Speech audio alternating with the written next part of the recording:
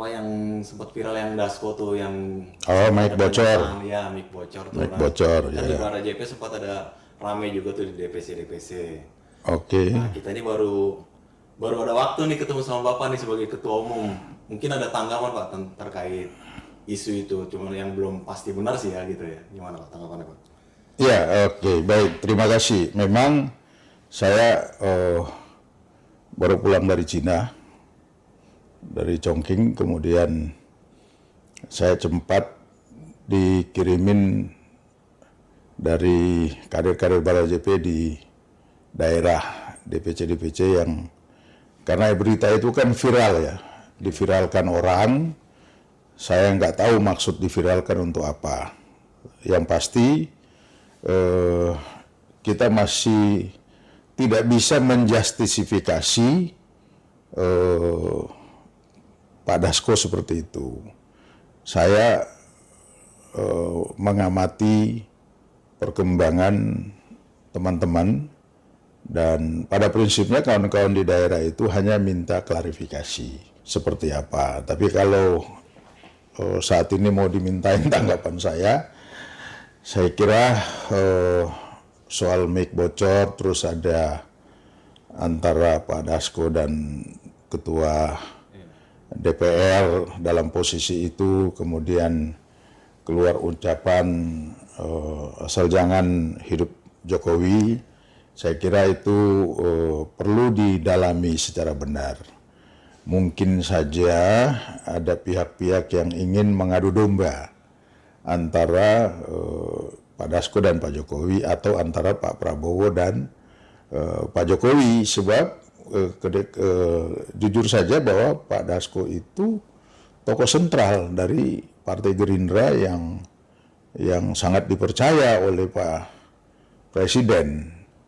Nah, apakah ada pihak tertentu ini praduga, tapi mudah-mudahan hal itu bisa benar ya, yang sengaja memainkan, karena teknologi sekarang ini dengan pendekatan AI saja orang bisa menarasikan sesuatu dan muncul sehingga seolah-olah itu pembenaran.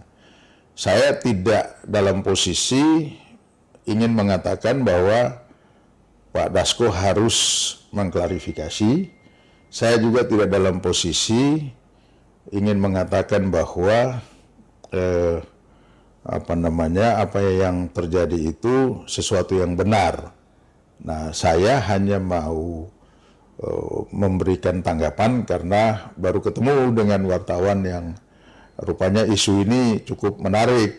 Nah, saya ingin katakan bahwa Bara JP ini kan ada di seluruh Indonesia, ya, di tingkat kabupaten, kota madya, bahkan sampai di tingkat kecamatan.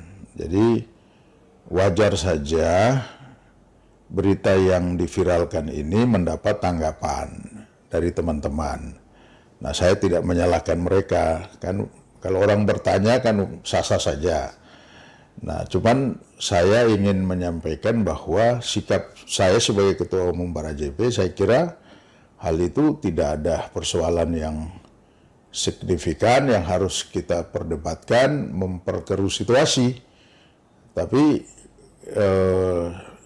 kalau saya menduga ada pihak-pihak yang sengaja memotong, memposting dan merekayasa informasi itu, hal itu di dunia modern sekarang ini sah-sah saja terjadi. Karena itu kalau ada pendapat dengan peristiwa itu ingin memperkeruh hubungan antara Pak Jokowi dan Pak Prabowo, saya kira terlalu jauh api dari panggang. Artinya ya belum tentu seperti itu. Ya, karena hubungan Pak Prabowo dan Pak Jokowi itu punya catatan yang satu republik ini tahu bahwa saat Pak Jokowi menyatakan sikap mendukung Pak Prabowo maju sebagai presiden, itu efek Jokowinya tinggi. Dan saya kira Pak Prabowo juga ngerti itu dan tahu itu. Sehingga, dan beliau ini kan orang yang sangat rasional gitu. Presiden kita ini sangat rasional. bisa menilai sesuatu itu bukan hanya karena bisikan orang atau pesan sponsor dari orang, tapi mereka bisa menilai. Nah, artinya saya selalu melihat ukurannya begini. Kalau hanya isu mic bocor kemudian memperkeruh hubungan antara Pak Jokowi dan Pak Prabowo, saya kira itu sesuatu yang masih jauh, karena Pak Prabowo sendiri jangankan bicara mic bocor, dicopot pangkatnya dari seorang jenderal, letnan jenderal, dieksekusi, dia harus menghindar, lari ke Yordania, dan suatu ketika dia harus kembali. Orang-orang yang membuat dia seperti itu aja beliau maafkan gitu loh. Apalagi hubungan harmonis antara Pak Jokowi dengan beliau tatkala beliau maju presiden, dan kita satu Indonesia ini tahu bagaimana support dukungan Pak Jokowi sehingga Pak Prabowo bisa jadi presiden. Nah, kalau ada kepentingan elitis tertentu merekayasa ini, ya bisa-bisa saja itu kan untuk membenturkan dengan Pak Jokowi. Jadi saya kira tidak ada sesuatu yang menurut saya harus kita sikapi terlalu jauh, ya, harus kita sikapi terlalu jauh. Sekali lagi saya tegaskan, pernyataan dari kader Barajp di beberapa daerah di Indonesia itu wajar, minta klarifikasi. Saya ulang lagi karena wartawan pengen dengar dari saya, ya seperti itu ungkapan saya gitu. Itu yang pertama. Yang kedua, akhir-akhir ini kita melihat ada beberapa berita, baik di media televisi maupun potongan-potongan penggalan berita media sosial soal ketidakhadiran Pak Jokowi dalam peringatan 1 Juni sebagai hari lahirnya Pancasila. Saya ingin memberikan penjelasan sebagai Ketua Barajp, relawannya Pak Jokowi yang mendukung dan setia sampai hari ini walaupun beliau tidak jadi presiden. Saya ingin sampaikan bahwa ada pernyataan dari sekretaris beliau, Mas Syarif, bahwa undangan tidak diterima gitu ya. Terus kemudian ada pendapat banyak pihak yang menghubungkan antara kehadiran Megawati membuat Pak Jokowi tidak datang, kemudian memberikan narasi lain bahwa dua mantan presiden, salah satu Pak Jokowi dan Pak SBY tidak datang karena ada acara yang sudah jauh hari dijadwalkan. Nah, kemudian ada Pak Yusuf Kalla, ada Bu Mega, ada Pak Presiden Prabowo dalam keharmonisan mereka dalam menyambut hari lahir Pancasila. Saya pikir itu hal yang biasa, tidak perlu kita sikapi, karena ya mungkin ada kelalaian dari panitia, tidak memberikan undangan atau lupa mengirimkan, itu kita tidak bisa mendeteksi sejauh itu. Nah, dan Pak Jokowi juga tidak bereaksi, beliau santai saja. Justru harus kita memberikan apresiasi bahwa hari ulang tahun lahirnya Pancasila 1 Juni itu karya terbesar monumental dari Pak Jokowi. Jadi soal beliau hadir atau tidak jangan dijadikan penyedap isu politik, seolah-olah ada hubungan harmonis antara Pak Prabowo dan Presiden kelima Megawati Soekarno Putri yang adalah Ketua Umum Partai PDIP. Nah, saya kira itu pandangan-pandangan yang hanya ingin memecah belah hubungan antara para presiden ke-5, ke-7, ke-6, ke-7, dan ke-8. Karena masing-masing punya track record, ya, punya track record dengan kekuatan politik masing-masing, sehingga isu ini mudah digoreng menjadi, saya katakan tadi, penyedap politik.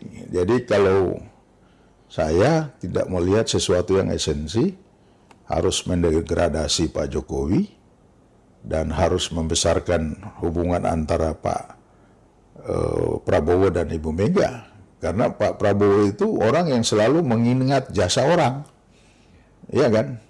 Saya melihat beliau juga menyampaikan bahwa mengingat jasa Bu Mega pada saat beliau dari Jordania dikucilkan, atau jasa Bu Mega tatkala ada pekerjaan yang Bu Mega menyetujui. Kan itu pernyataan di media.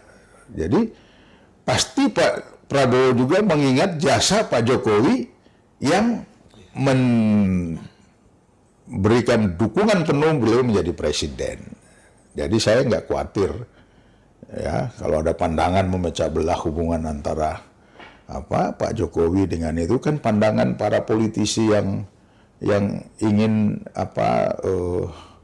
memancing di dalam suasana seperti ini, ya kan? Nah, memang ada kawan-kawan dari PDIP yang punya narasi membandingkan Pak Jokowi turun gunung, ya tunjukin ijazah, itu kan nggak bagus juga. Pak Jokowi ini orang yang menurut saya bisa menjadi teladan bagi tokoh-tokoh politik Republik ini. Diam itu emas, ya kan? Karena kalau Pak Jokowi menjawab, pasti interpretasi orang macam-macam, ya kan? Jadi saya tidak melihat Pak Jokowi punya hubungan akan terputus dengan Pak Prabowo hanya karena mic bocor, hanya karena tidak hadir di dalam ulang tahun 1 Juni lahirnya Pancasila.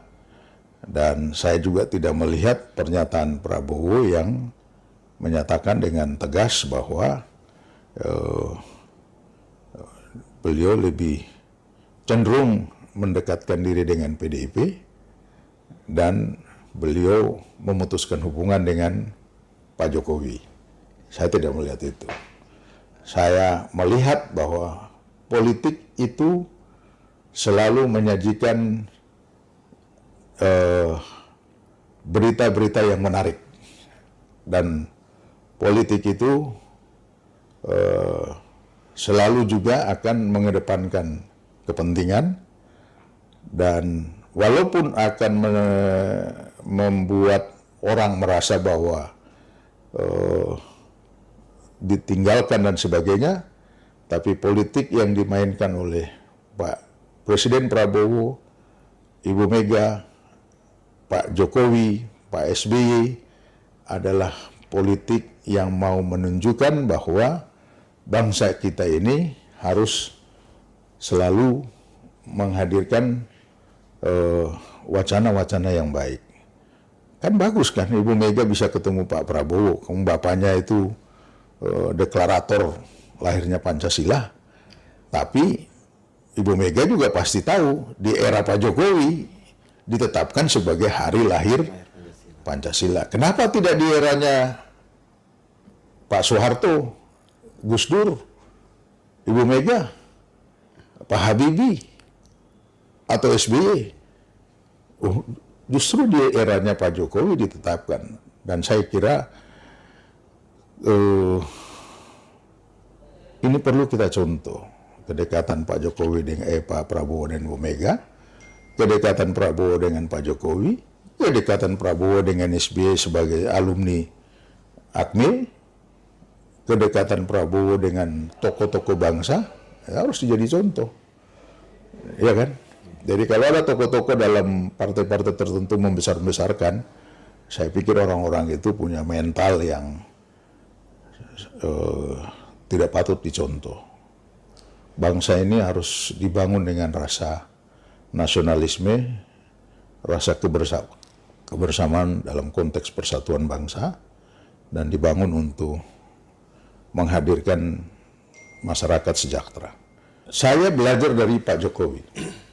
Barajp kami belajar dari Pak Jokowi. Dan kami mengikuti perintah beliau. Ya, saya aktivis. Kawan-kawan Barajp itu aktivis. Yang setiap saat kita bisa membangun isu, narasi melawan pemerintah. Bisa. Tapi kami ini relawan pendukung Prabowo Gibran. Ya kan? Kami relawan pendukung Pak Jokowi jadi presiden 1 dekade. Perintah beliau mendukung Pak Prabowo Gibran. Jadi kami berada pada perahu pemerintah. Sehingga kalau kami keluar dalam sikap aktivis kami, ya sama aja kita ingin membuat kegaduhan bagi pembangunan bangsa ini. Jadi sikap Barajp satu garis dengan sikap Pak Jokowi. Ya, tenang, mengamati, mendukung pemerintahan Prabowo Gibran 2 periode, dan instruksi ini kami lakukan kepada kader kami di daerah. Sikap Barajp seperti itu. Ya, kecuali besok ada perintah lain. Ya kan? Besok ada perintah lain, besok ada arahan lain dari Pak Jokowi, ya kami menunggu. Tidak menutup kemungkinan melihat situasi perkembangan politik ke depan.